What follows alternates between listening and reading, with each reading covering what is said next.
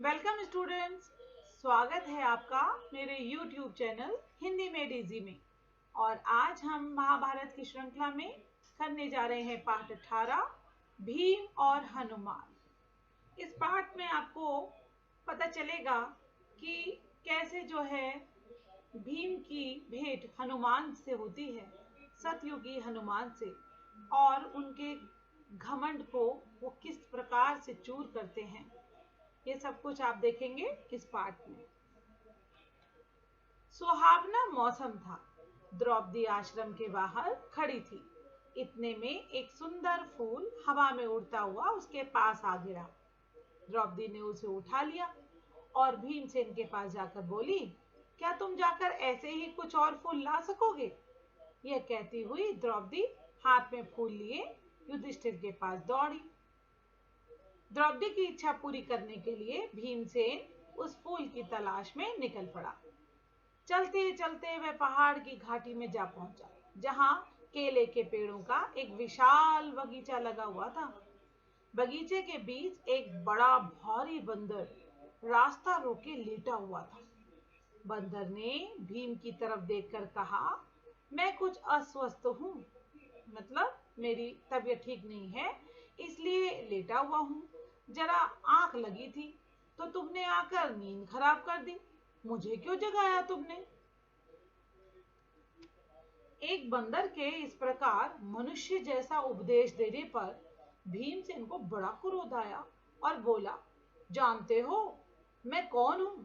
मैं कुरु वंश का वीर, कुंती का बेटा हूं। मुझे रोको मत, मेरे रास्ते से हट जाओ और मुझे आगे जाने दो।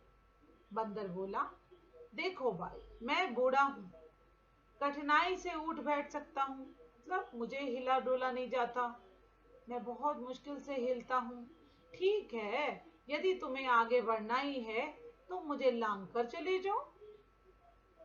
भीमसेन ने कहा, किसी जानवर को लांगना अनुचित कहा गया है, इसी से मैं रुक गया, नहीं तो मैं कभी का तुम्हें एक ही छलांग में लांग कर चला गया होता। बंदर ने कहा, भाई मुझे जरा बताना कि वह हनुमान कौन था जो समुद्र को लांग गया था। अब यहाँ पर जो है वो भीम से पूछ रहे हैं कि क्या हनुमान का परिचय तुम्हें मालूम है?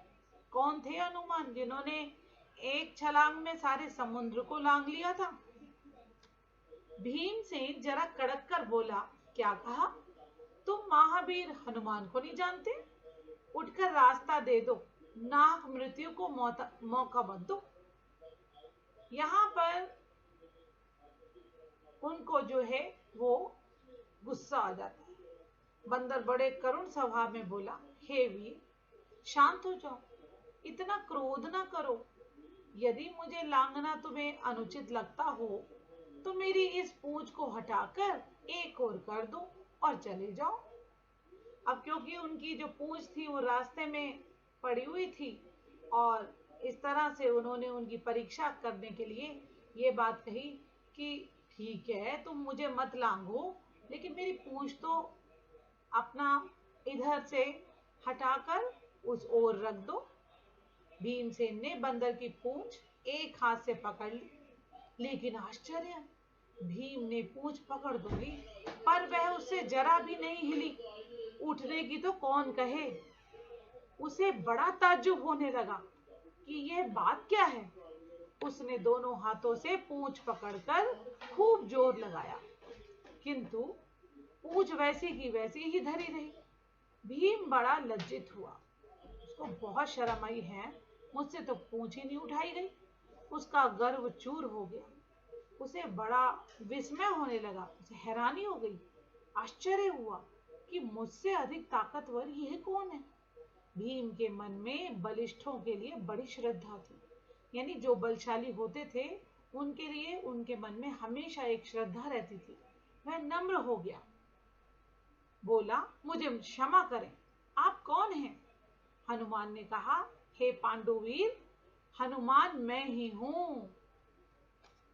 वानर श्रेष्ठ, मुझसे बढ़कर भाग्यवान और कौन होगा जो मुझे आपके दर्शन प्राप्त हुए। यहाँ एकदम से जो भीम हैं उन्होंने उनको बहुत आदर देते हुए कहा कि मैं तो बहुत भाग्यशाली हूं जो आपके दर्शन हो गए। कहकर भीम ने हनुमान को दंडवत प्रणाम किया और मारुति ने आशीर्वाद देते हुए कहा, भीम, युद्ध के समय तुम्हारे भाई अर्जुन के रथ पर उड़ने वाली ध्वजा पर मैं विद्यमान रहूंगा। विजय तुम्हारी ही होगी। इसके बाद हनुमान ने भीमसेन को पास के झरने में खिले हुए सुगंधित फूल दिखाए। फूलों को देखते ही भीमसेन को द्रौपदी का स्मरण हो आया, क्योंकि वो तो द्रौपदी के उस दिए हुए फूल को ही ढूंढने के लिए आए थे ना।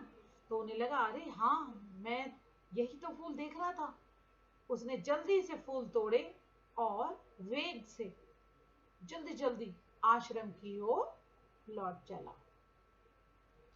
तो इस प्रकार इस पाठ में आपने जाना कि भीम को कैसे हनुमान के दर्शन हुए और फिर हनुमान ने उनके इस घमंड को भी चूर कर दिया कि वो सबसे अधिक बलशाली है। तो इसी के साथ मैं विराम लेती हूँ। धन्यवाद।